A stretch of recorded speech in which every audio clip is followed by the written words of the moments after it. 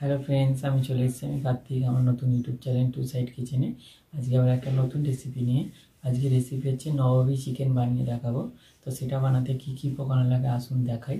তার আগে একটা কথা বলে দিই, আমার চ্যানেলে যেসব ভিডিও ছাড়া আছে আপনাদের যদি ভালো লেগে থাকে অবশ্যই লাইক কমেন্ট শেয়ার করবেন ও বেশি বেশি করে শেয়ার করবেন।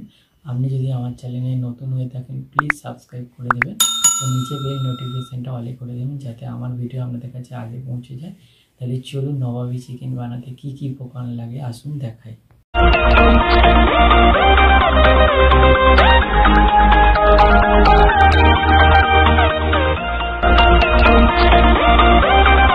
নবাবী চিকেন বানানোর জন্য কি কি উপকরণ লাগে তাহলে চলুন দেখিয়ে দিই।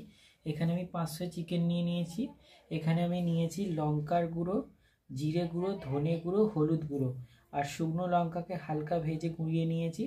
এখানে নিয়েছি নুন পরিমাণ মতো, এখানে নিয়েছি টক দই, এখানে নিয়েছি নুন, এখানে কাজু বাদাম বাটা পরিমাণ মতো, এখানে নিয়েছি আমি পেঁয়াজের পেস্ট, এখানে নিয়েছি আদা রসুনের পেস্ট, এখানে একটা টমেটোকে কুচি করে নিয়েছি, 4টে কাঁচা লঙ্কা চিড়ে নিয়েছি আর 2টো বড় সাইজ পেঁয়াজকে কুচি করে নিয়েছি আর এখানে কিছুটা পরিমাণ মতো ধনে পাতা নিয়ে নিয়েছি আর এখানে পরিমাণ মতো সর্ষের তেল নিয়ে নিয়েছি। তাহলে চলুন রেসিপিটা শুরু করি।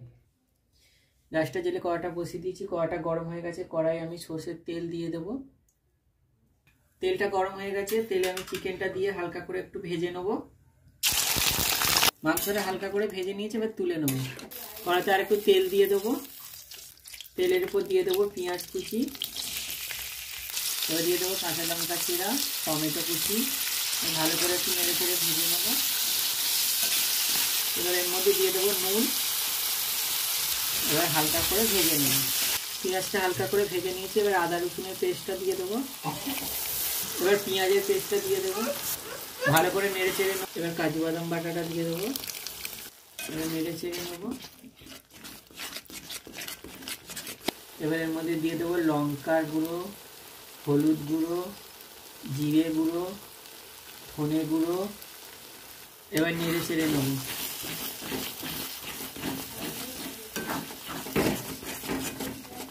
এবার টক দইটা দিয়ে দেবো, টক দইটা দিয়ে দিয়েছি, ভালো করে এবার কষে নেব। এবার ভেজে রাখা চিকেনগুলো দিয়ে দেবো, দিয়ে ভালো করে কষে নেব। চিকেন থেকে অনেকটা জল বেরিয়েছে, আমি এটা ঢাকা দিয়ে 10 থেকে 15 মিনিট একটু ভালো করে সেদ্ধ করে নেব। 10 থেকে 15 মিনিট হয়ে গেছে, ঢাকনাটা খুলে দেখব।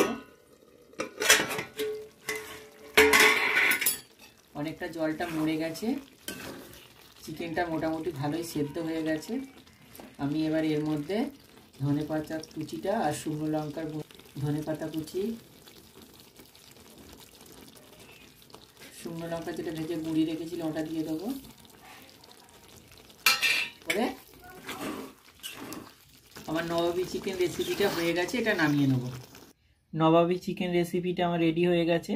এই রেসিপিটা যদি আপনাদের ভালো লেগে থাকে অবশ্যই লাইক কমেন্ট শেয়ার করবেন ও বেশি বেশি করে শেয়ার করবেন। প্লিজ সাবস্ক্রাইব করে দেবেন, আমাদের পাশে থাকবেন। চলুন তাহলে দেখা হচ্ছে নেক্সট ভিডিওতে। এরকম নিত্য নতুন ভিডিও দেখার জন্য আমাদের চ্যানেলটার পাশে থাকুন ও প্লিজ সাপোর্ট করুন। দেখা হচ্ছে নেক্সট ভিডিওতে।